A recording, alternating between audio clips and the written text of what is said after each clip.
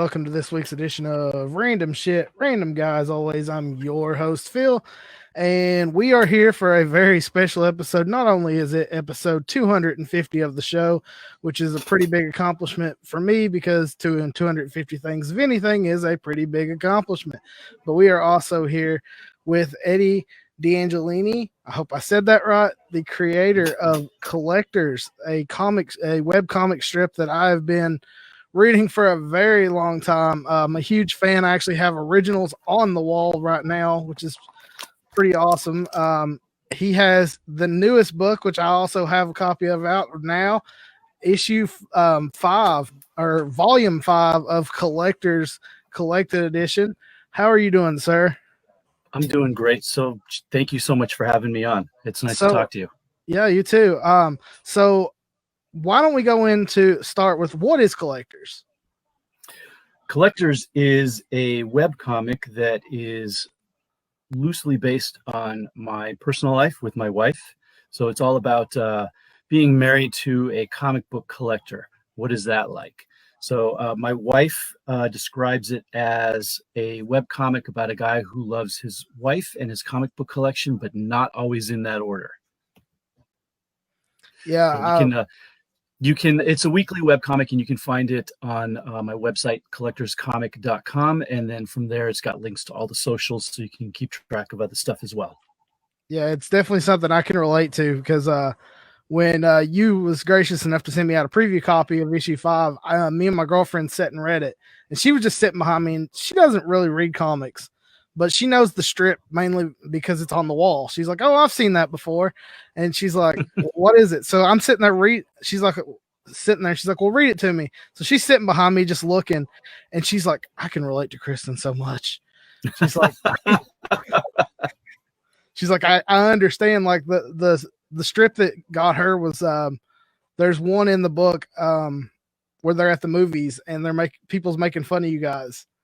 And sorry, which one? The one where they're you guys go to the movies, and I think it's to see Spider-Man or something. Somebody's making fun of you guys. Oh, the one where we're outside of the under the marquee. Yeah, me and my buddies are all dressed up, as face paint as Spider-Man and everything. Yeah. Yeah, she's like, "You guys can make fun of them. I can make fun of them, but nobody else can." She's like, "I relate to that so much." Yeah, she really did. Like, I've not seen her be like glued to a book ever. The only thing I've ever got her to read was the new Harleen book, and that was because she liked the art.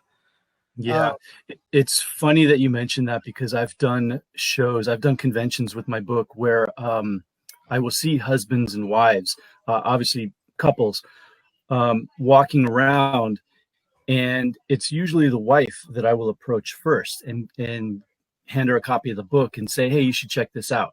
Because usually the husband is like at a nearby booth flipping through long boxes and stuff while she's standing around looking bored.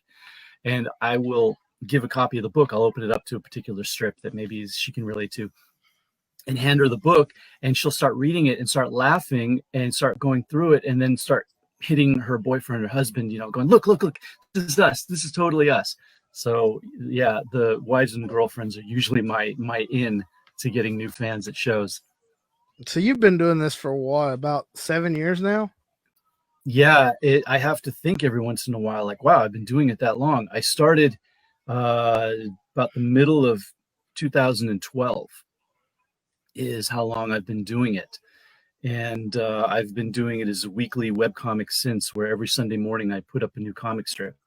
And along the way, as you probably know, along the way of doing that, I ended up being a co-owner of a comic shop, and things get busy. So sometimes I might miss a Sunday here and there, but thankfully I have enough of a fan base that they forgive me for that.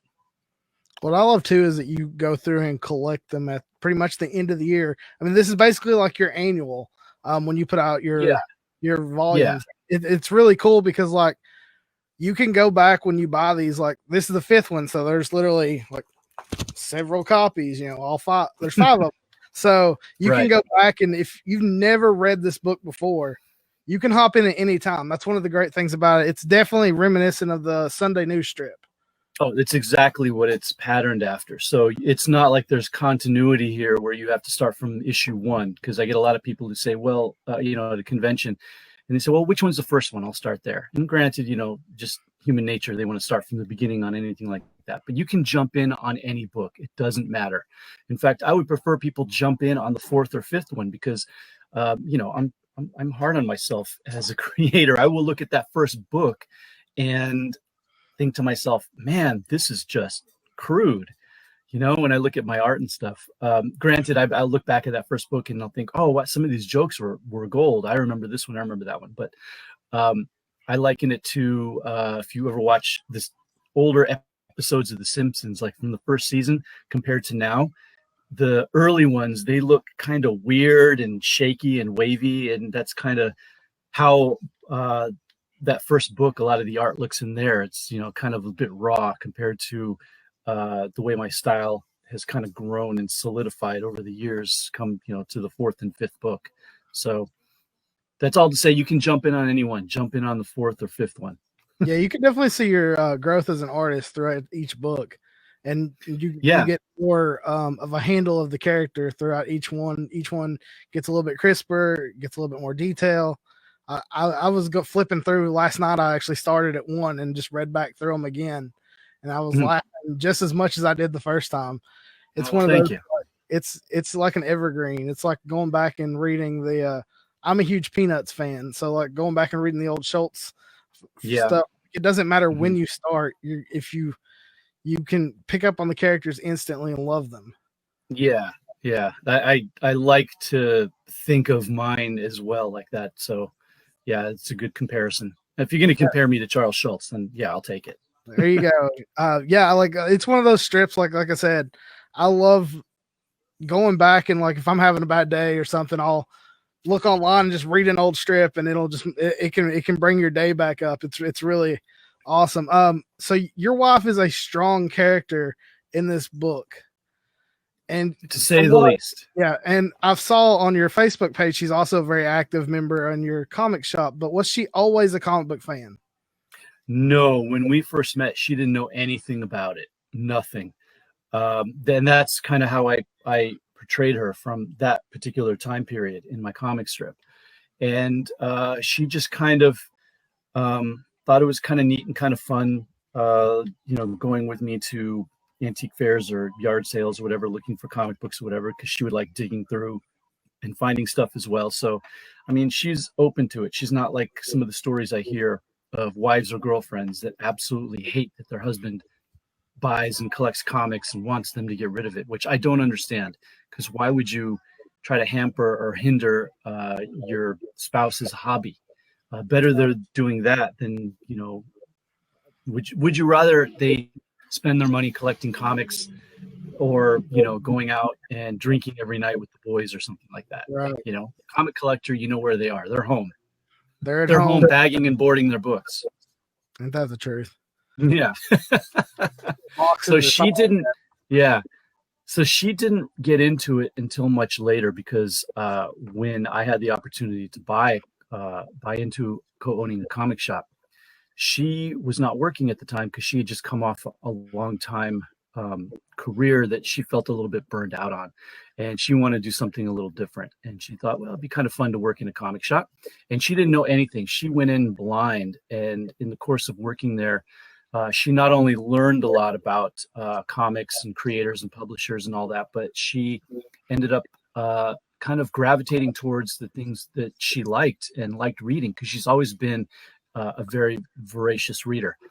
And she really got into it. And from there, she even went on to creating her own podcast called Comadres y Comics, which is hosted by her and two other Latina women, where they talk about the Latin presence in comic books, comic book characters, creators, and all that kind of stuff. So she's really gotten into it. Throughout the book, you have, you and your wife are characters, but you also have other characters. And the one I wanted to ask about that I've always wondered about, is Corey a real person? He's based on a real person. He's actually based on two real people kind of mashed together. His two friends, Corey and Mike, are based on based on three real friends, but I kind of morphed them into just two characters in the book.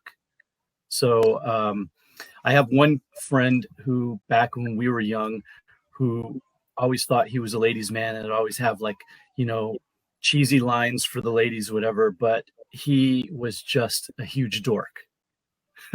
And I kind of based his attitude on that friend. I love so sort of real. I love the Corey t-shirt with the CGC says I'm very fine. Like, I laughed so hard when I first seen that. Yeah, I've still got some. We'll talk after and I'll arrange to send you one. Yeah, I showed that to my girlfriend a while back, and I was like, that is hilarious. And she's like, I don't get it. And I was like, I've got some CGC books. I was like, everyone is different levels. And I was like, very fine. It's actually low on the list. It is, but it works grammatically. Perfect. I said, yeah. But I said it works perfect for Corey though. Because he thinks it's really like a really big thing, and it's not. Yeah. I always thought that was hilarious. I had a fan at Emerald City Comic Con send me a picture of him wearing that shirt in front of the CGC booth with all the CGC guys around him. Nice. That's awesome. Yeah.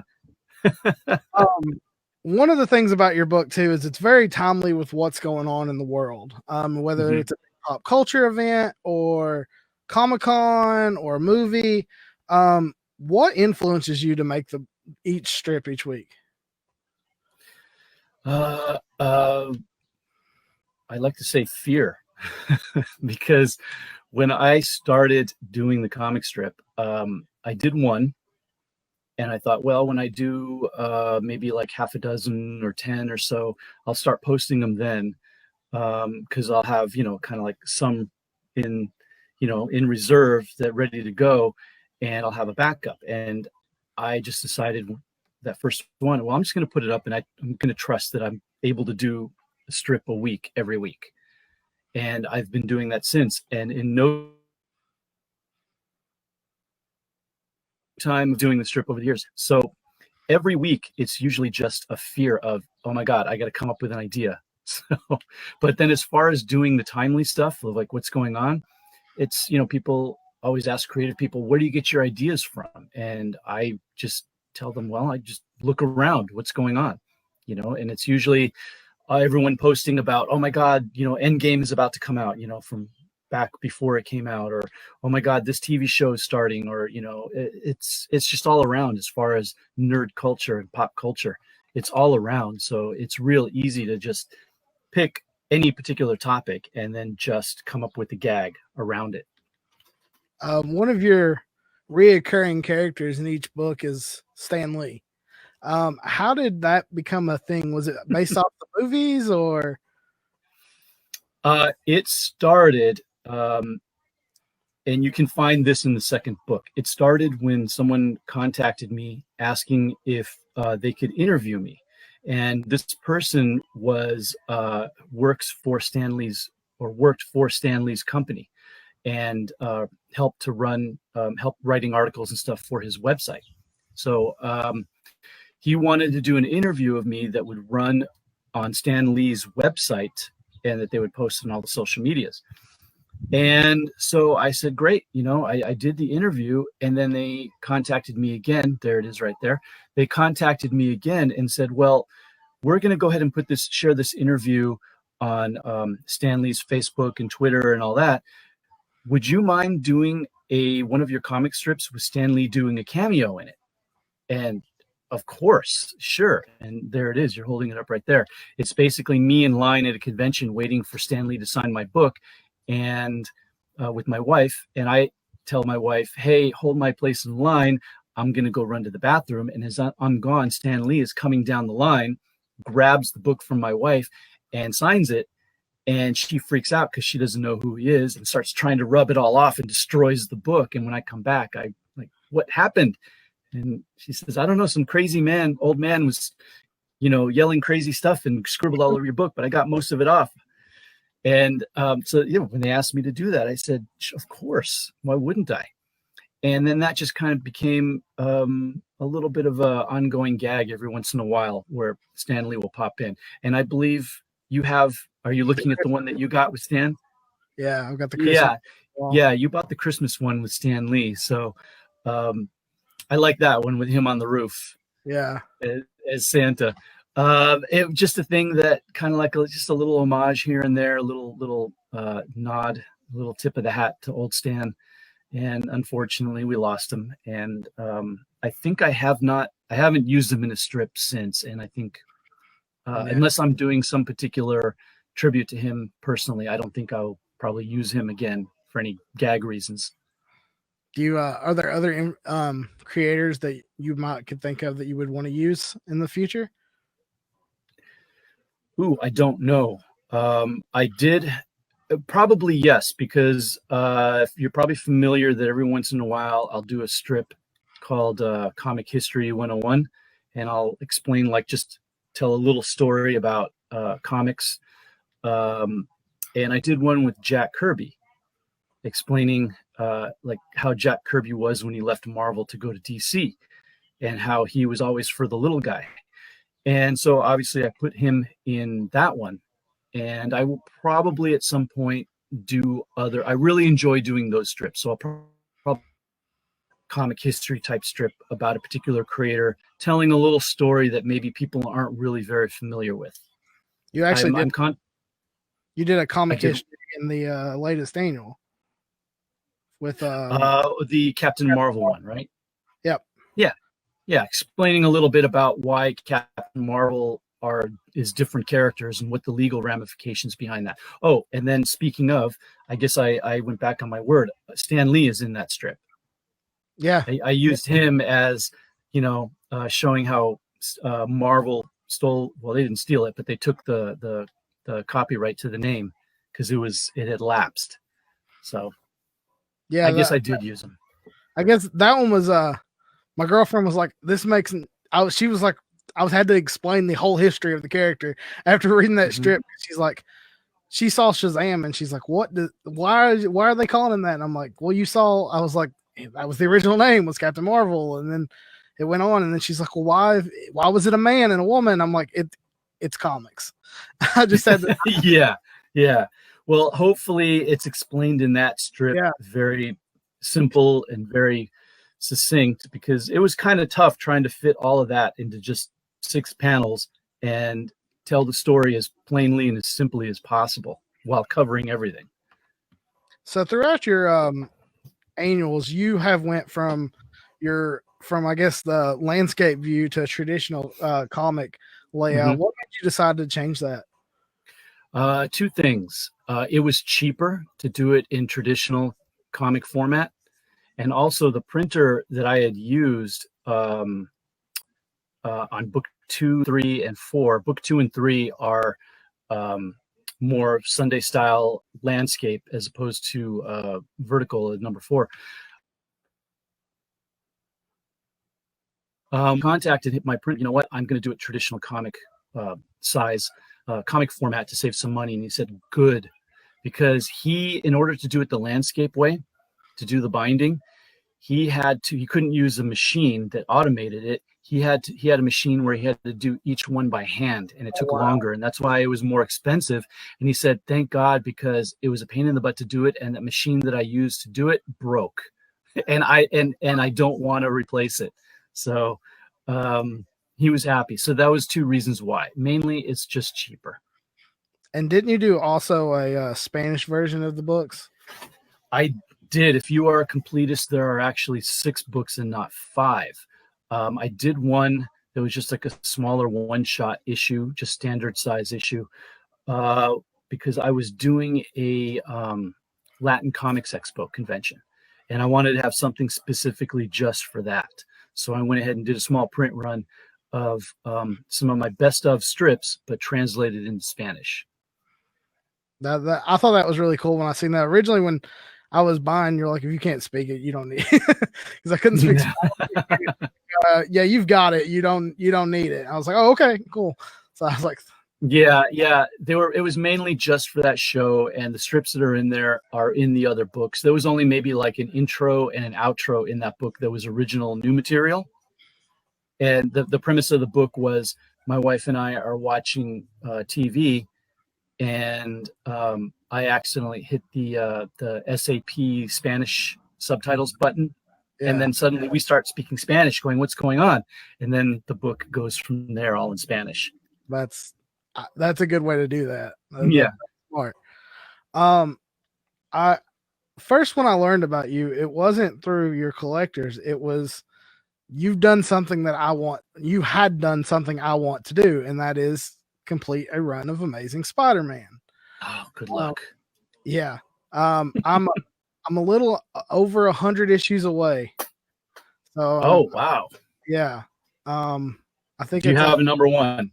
I don't, but it's the one I always said it will be the last one. But yeah, I've got as early as like 20. So like I've got throughout the hundreds, I've got them sporadically, and then I actually have the first Molten Man signed by Stan Lee. So that was nice. Kind of my highlight of my collection. Nice. And one of the things that I pride myself on is I'm like a 3.0 is good to me if it's old. I'm like I'm not going to spend a ton of money. Right. You don't need a 9.0, 9.2 when it comes to that stuff. If you've got it, it's complete, and at least it looks nice. Yeah. Then it's fine. You know, I stupidly have I got the bug up my butt about trying to complete that collection again. I don't know if I ever will. Yeah. Because at this point, it seems like a number one or an AF-15 are just completely out of reach at this point. Yeah. As opposed to when I started. Yeah, I've already said the Amazing Fantasy will never be in my collection. I kind of deem my collection to be kind of like the familiar. I think you're familiar with the Amazing Spider Talk. How those guys have everything but that one. That's my goal. Yeah.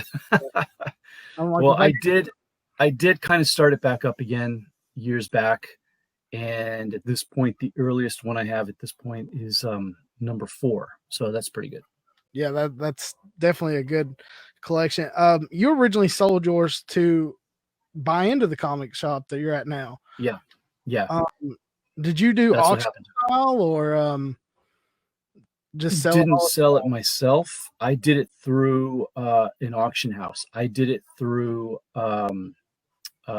Vince over at Metropolis Comics in New York through his website Comic Connect, and which was a good thing to do because even though they take obviously a percentage, the prices that he got for a lot of the books were just fantastic. I was just amazed at how high some of them went. And it just goes to the fact that he's got so many eyes on his particular website. Right. So that was great that he did good by me, very much so. And so you are now the owner of a shop. I have some questions about that. I've worked in a shop in the past. How has the coronavirus affected you guys as a shop? It has affected us greatly and deeply, unfortunately.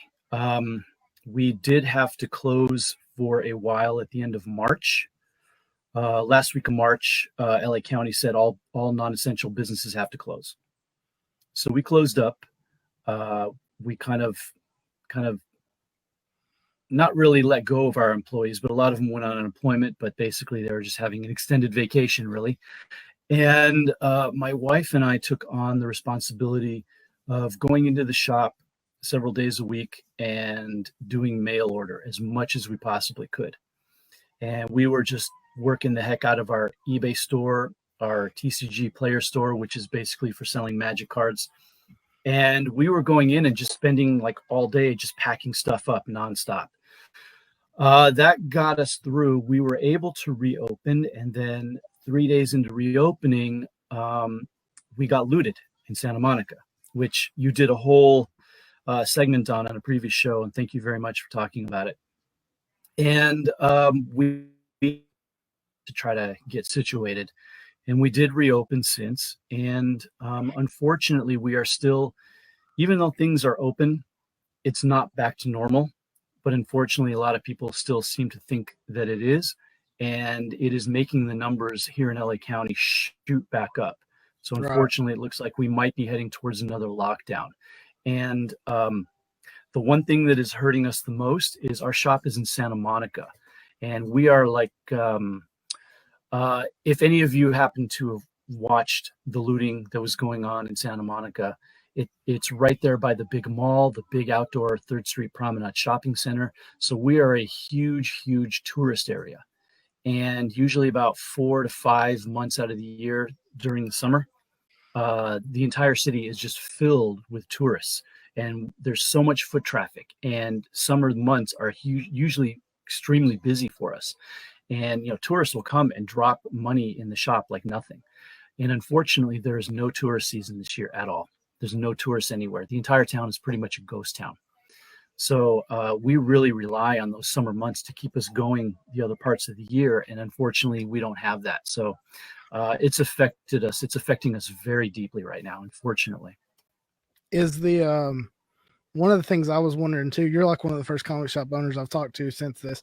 Other than my local one, but how is the DC split going to affect you guys? Ooh,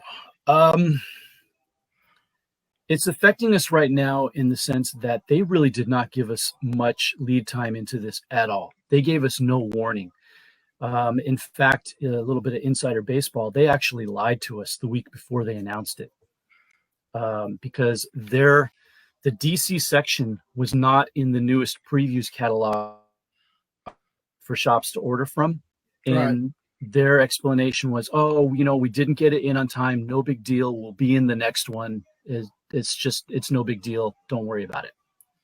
And then the following week is when they announced that they're the split from Diamond. So they knew it beforehand. And unfortunately, they lied to us shops. And that's not the first time that they lied to us in the process of this. And it kind of puts a sour taste in my mouth. It makes it difficult because they gave us very little time to switch over.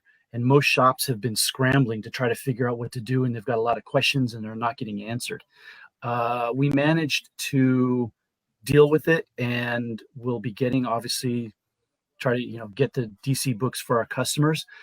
I honestly don't really feel the need, though, to order more than what pull customers have, what titles and amounts that pull customers have, and maybe like a few of the big titles for the wall, like Batman or the new death metal title or anything like that. I kind of feel like I really don't want to carry DC to the extent that I did before, just because a couple reasons. Like I said, they put a bit of a bad taste in my mouth. And then having to order from a second distributor now means that every week I'm paying 2 separate shipping charges. Exactly. So the less I get from them, the less I'll pay. And a lot of people have been a lot of other retailers have been complaining that the shipping charges from the new DC distributors are really high, like overinflated, to the point where some shops aren't even making a profit on the books, because when they factor in what they paid on shipping, the book is costing them almost or just about cover price. And really now they're just offering it to the shop as a courtesy to customers. Do you think that's their way of ultimately pushing towards digital only?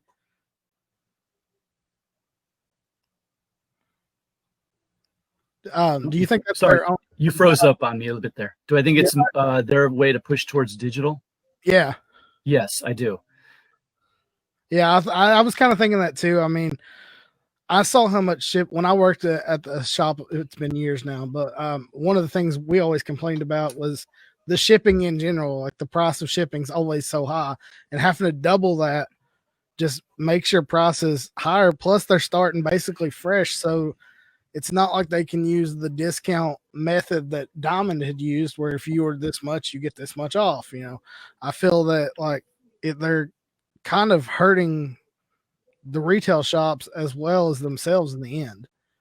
Well, they are. And as far as the discount goes, they've said over and over that whatever discount you're getting currently at Diamond, that's what we will honor. And for the most part, it looks like that is the case. But for DC, now that they're owned by AT&T, you've got the higher ups in the suits that I really don't think that they care much about the smaller mom and pops.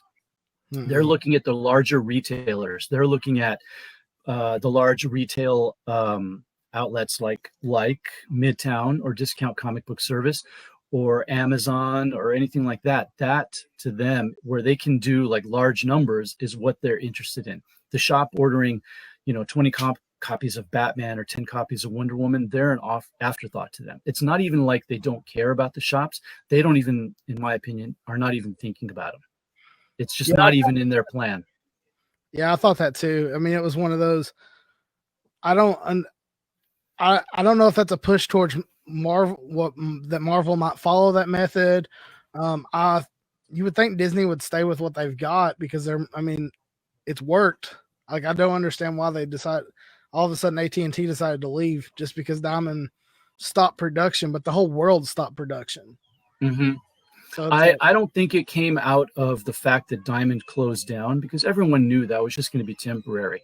I think that they saw that as their excuse to implement a plan that they had already been discussing, planning for, and moving towards the eventual of pushing digital over print. And print is never going to go away, but you have people right now running, the higher ups running DC, who, in my opinion, probably are not comic book fans, did not grow up in going to comic shops. So to them, it's not even a thought. They're there for the IP. They're seeing DC as their IP farm, and if they can crank out the stories that will lead to their IP for movies and everything like that, well, we can do it cheaper digitally than in print. So why don't we just do that? We just need to get it out there is all. So it exists out in the world as an IP, and then we can then, do what we want, make movies, animated shows, or anything like that. So I don't think that we, the small mom and pops, are their concern at the moment, really, at all. And as far as Marvel goes, everybody thought, oh, now that Disney bought Marvel, that's exactly what they're going to do, because they don't care. They're going to just stop printing comics altogether. Well, it turns out that didn't happen, and it's actually AT&T and DC that is now doing that. Yeah, it was curious to me when the original sale happened, especially when Marvel Unlimited come out and become a thing. But really, I think that Marvel Unlimited is just an extra service that they offer, and their primary is still, their weeklies and their trades. Because I use Marvel Unlimited to read stuff that, let's face it, I don't want to bag and board, Yeah. I don't own Amazing Fantasy 15, but if I want to read it, I can go to, and read it there. Yeah. Now, there is the inevitability, because I've been pondering this and saying this to other retailers for a while now, the past few years. Weekly floppies are eventually, I think, going to start disappearing, because the trade market is really where the hugest growth for comics is. And it's mainly young adult, not superhero stuff. So you're going to see a lot of stuff going straight to trade, original graphic novels and stuff like that, because that's stuff that can be carried anywhere. You can carry that easily on Amazon, in bookstores, and the profit margin for that is much greater than a single issue comic, because you're spending all this time and energy making single issue comics that have a very tiny profit margin, as opposed to you can use that same energy and time to create graphic novels and trade paperbacks that have a much larger return for these publishers and distributors and so on and so on. Whereas floppies are basically just, you're dealing with, in pennies. So I've often said, and I seriously think, that you are going to see that market really start to fade away or shrink drastically. And you're seeing it already to a certain extent. Smaller C-list, D-list characters that can't really carry a series, straight to digital. Right. Because you can go straight to digital. It's a lot cheaper to put out there, and then you can just collect it in trade once the material has already been made, so you don't have to pay people to do it.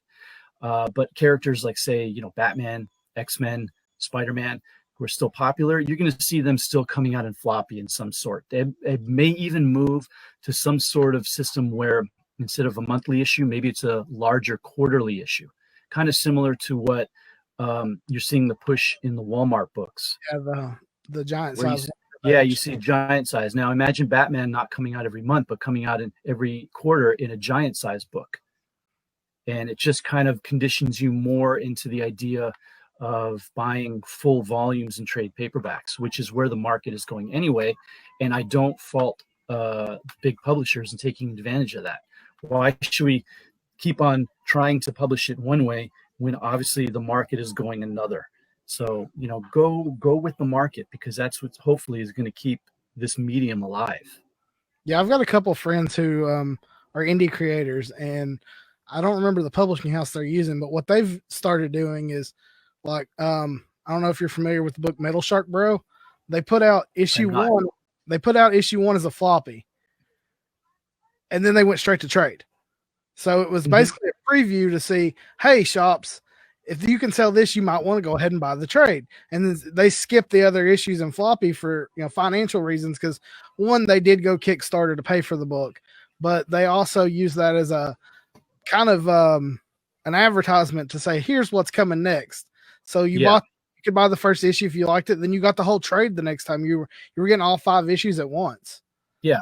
Plus, a trade paperback is much more of an evergreen product as opposed to a monthly floppy, which, that came out last month. I already have that, or, I want the newest one. A trade paperback is always something that's going to be on every shelf in bookstores and comic stores. Whereas you go to the rack, the wall of new issues, it's always going to be the latest one.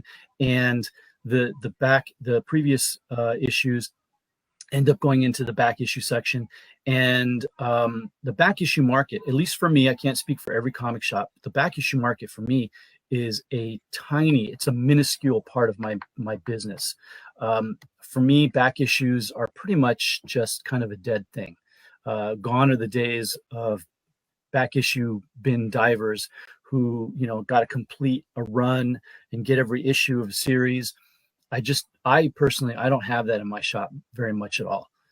And whereas a trade paperback, I'll always sell, say, volume 1 of Batman New 52 or Rebirth. I will always sell a #1 volume of that, and I'll always be restocking it. The back issues, unfortunately, for the floppies, the week that a single issue comes out, I've got that window of opportunity in that week to sell it. And once that week is over, that window has pretty much closed, and it goes into back issue or the 99-cent bin if I have too much of it. And a lot of times it's just going to sit there. So if I can order just as many as I will sell for that week it comes out, and I have none left, I've done my job perfectly. Yeah, we had that situation where I want to say it was probably 5 years ago. DC was doing 2 weeklies at the same time.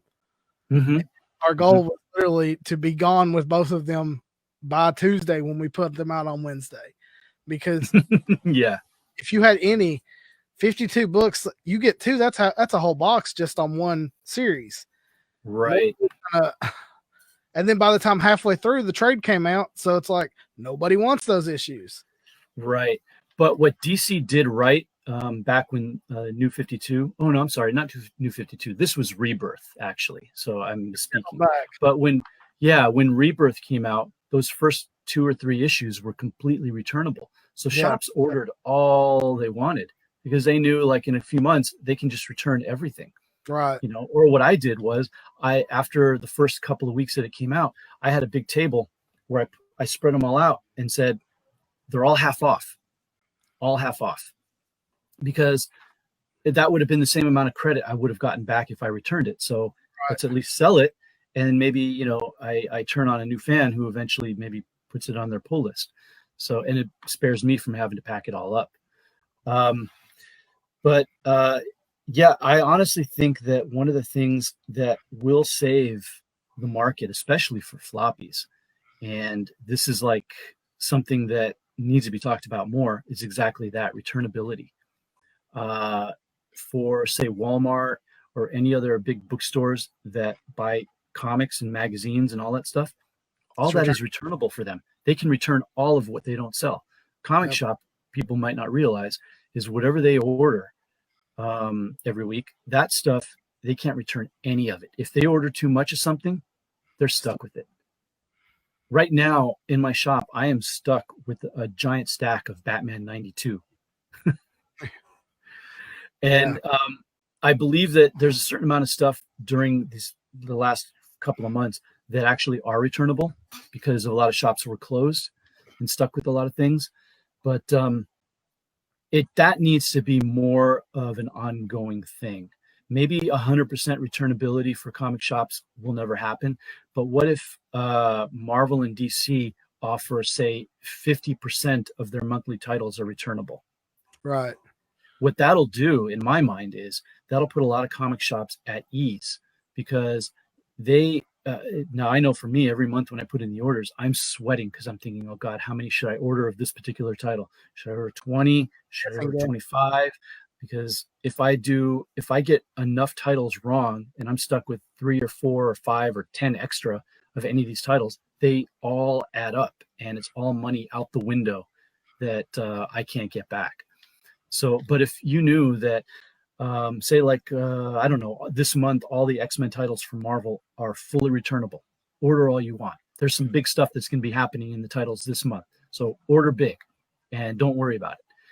I guarantee you all the shops will. And then Marvel can totally gloat about their huge sales numbers for that month because shops ordered like crazy. Yeah, they're probably going to return a good chunk of it, but they can go to their stockholders and say, hey, our sales are up this month. Look at this.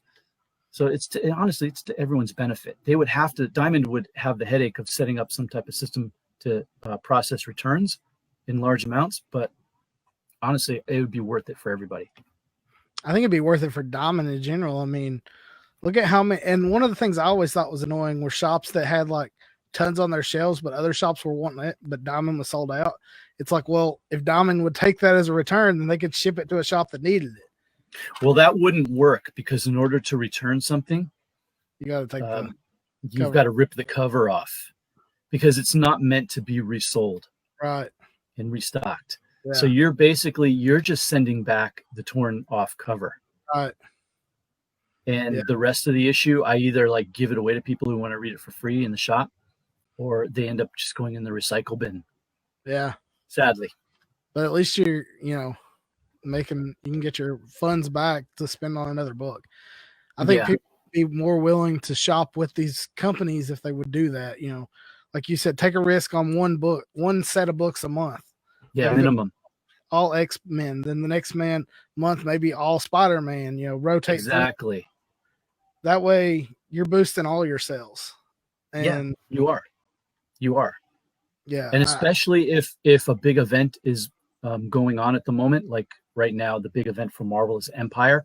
If they made all Empire-related books fully returnable, I would be ordering a ton of them. And I would be pushing it like crazy in the shop. Saying, hey, you got to pick this up, or having it as, spotlighted on my shelves. I would go all out because I ordered a lot of it. I'm going to try to sell as much as I can because I don't want to have to deal with sending back a ton of it. Right. Makes sense. It's to their benefit, but unfortunately, it's just not going to happen.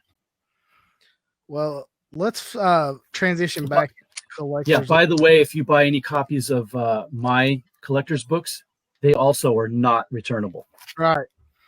As an independent creator right now, what made you think this was the time to put out your newest book? A couple of reasons. I actually was debating that and thinking it was a bad time. I've talked to other independent creators who know people, especially know people at Kickstarter. And Kickstarter was saying now is the time to put up your campaign.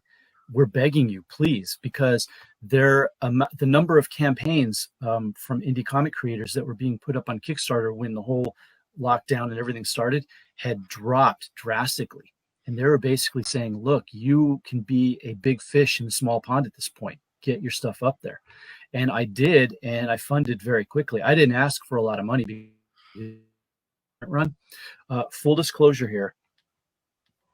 I actually, before I put up the Kickstarter, I had actually paid for the print run of the book. I basically used my rent money to pay for it and then ran the Kickstarter to get that money back to pay my rent.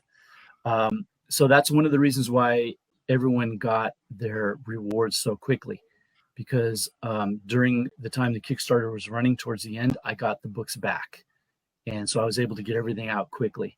So, and I wasn't going to do that, but everyone kept saying, no, my God, this is the perfect time to get on Kickstarter, get on Kickstarter. Doesn't matter if you've already arranging, if your book is already at the printer, just go ahead and do it because it's going to do well.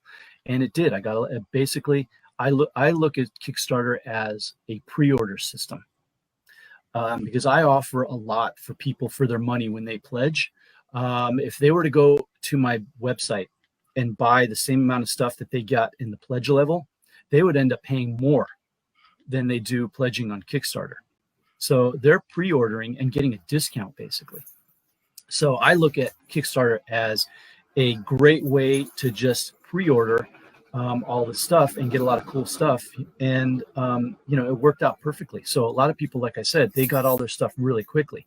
Plus I'm just very, obsessive about trying to get stuff out as quickly as possible because you hear so many stories about people who are waiting years to get their rewards. And I absolutely hate that. I mean, it puts a bad taste in everyone's mouth and it looks bad on all of us, independent creators, when others can't get their, together to get the stuff out there. It's not that hard. I've done 3 Kickstarters and each one I've managed to get out my rewards by or within a month after that Kickstarter ended. Because in my mind, I'm thinking, oh my God, they're waiting for the book. I got to get it out there, and I can't relax until it is.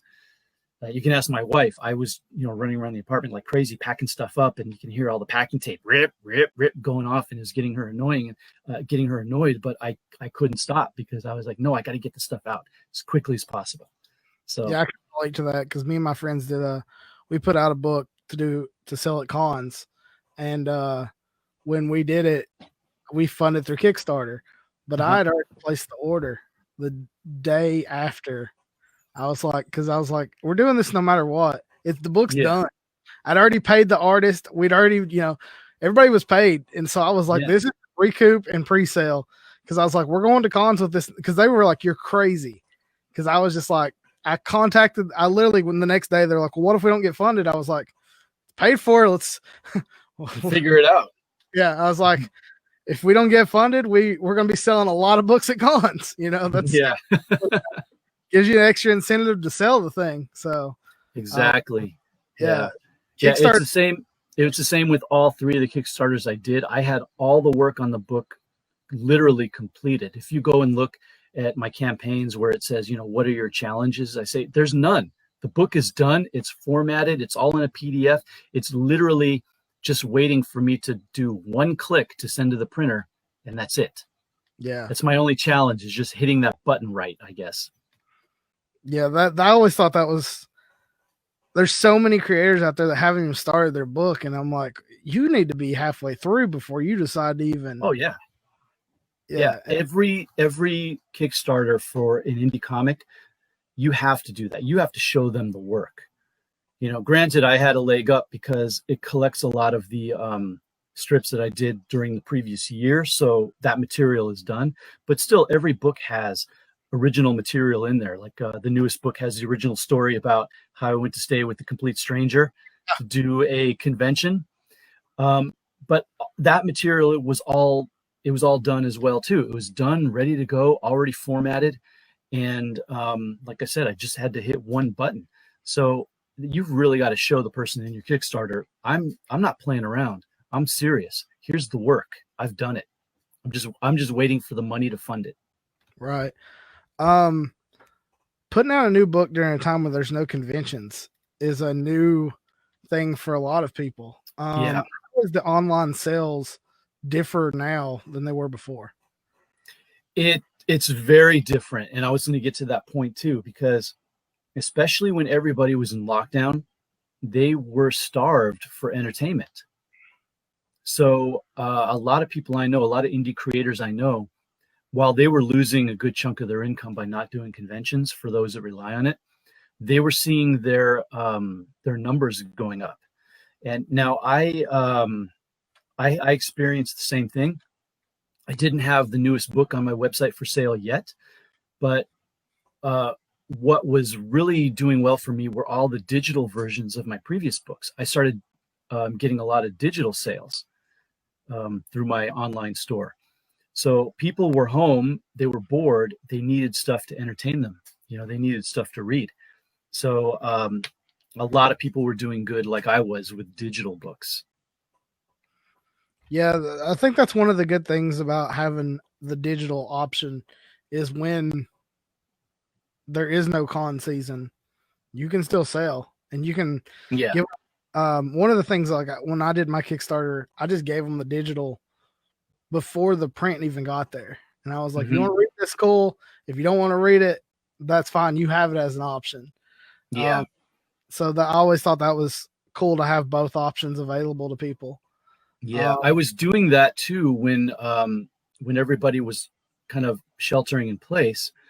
I had a few weeks where I was just giving people free copies of like my first couple of books, the digital copies, just posting on social media saying, "Hey, you can go to my store right now. There's no charge. Just hey, have something to read, have a laugh. Go download, book one, and then the following week go download book two." And that ended up in people just buying all four of them out of my online store later on. Or like people, I gave away 1 and 2, and then people went in and they bought 3 and 4. And then when I, put the price back to the normal price, people were just going and buying all of them. Right. One of the things throughout your series is you've always had an amazing cover. What is your influence on your what's your process for coming up with the covers for these print books? That's kind of where it all starts. When I'm ready to put together a new book, the first thing I want is, okay, I want a cool cover. And I was going to mention this earlier. One, thank you for all the kind words you said about the new book on a previous show. I enjoyed listening to you talking about it. It was wonderful. It really made my day. Thank you very much. You're welcome. I have to correct you on one thing though. Okay. You said the cover of the new book, you said, I think it's based on a movie poster. Yeah. That's not what it is. It's based on classic Love and Rockets comic book cover from the 80s. That's why it's called Love and Collectors, and it's written in the same font style as Love and Rockets. So I'll have to dig up the picture that I did the homage to, but the cover of the first issue of Love and Rockets, and then the cover of the first trade paperback of Love and Rockets it's this kind of thing where the characters are kind of like in the lineup, and it's done with the same font style, where I wrote Love and Collectors literally in the same font style as Love and Rockets. So that's what that is. And then the other covers really just come out of my love of older comics, all the cool old gold, silver, and Bronze Age stuff. And issue number 2 that you're holding up there is kind of based off the classic DC 1960s, all the cheesy annuals that they did. It's done in that style. And the actual picture of her and I turning into trees is the cover of Justice League number 9, where the Justice League are all turning into trees because of a glowing meteor. So I just kind of did the takeoff of that, us turning into trees. Yeah, this one was my favorite. I think it's number 3. And number 3 is an homage to a classic cover of Vault of Horror. That makes sense. Where a woman is it's Christmas time, just like how it looks on a little bit on my cover, but not quite. And the wife is kind of the same kind of pose with the hand up on her face, looking down at her present, which is a big coffin. And the husband is behind her with the axe. So classic, EC horror stuff. But it's my wife on my cover about to take the axe to me. Yeah, for buying stuff. Yeah. So it usually comes out of maybe wanting to do an homage of a classic comic book cover, because I just think it's fun and funny. Number 4 is not really based on any particular cover, but just based on the whole kind of over dramatic romance comics from the 50s and 60s. The romance. Yeah. Yeah. So it's just done in the humor of the cheesy romance comics from the Silver Age, Gold and Silver Age. The first one is you guys just stuck in bag and board. Yeah. The first one, looking at it now, is actually my weakest, because I don't think I really had the thought or the idea yet of doing all my covers as like homages to classic covers. When I did the first book, I didn't even know I was going to end up doing 5. So, and right now you have a sale going on with number 5. Tell us about it. well, if you jump on my website over at collectorscomic.com and buy a copy of the newest book, you will get, and hey, it's my birthday, but I want to give all of you out there a gift instead. If you buy a copy of the new book, Collectors number 5, you will also be sent with it a free signed copy of Collectors Annual number 1. And you don't have to do anything special on the website. Just go on there, buy a copy of number 5, and you will automatically get a signed copy of number 1 sent with your copy of number 5 that you bought. And that's going to run until the end of July. So you've got all the month of July to do that. Anytime you buy a copy of number 5, you'll get that free number 1. And how can they get any of your issues of the annuals or even your original work? All of it is on my online store. It's in my online store at collectorscomic.com. Right there on the main page is a Shop Now button. Click on that.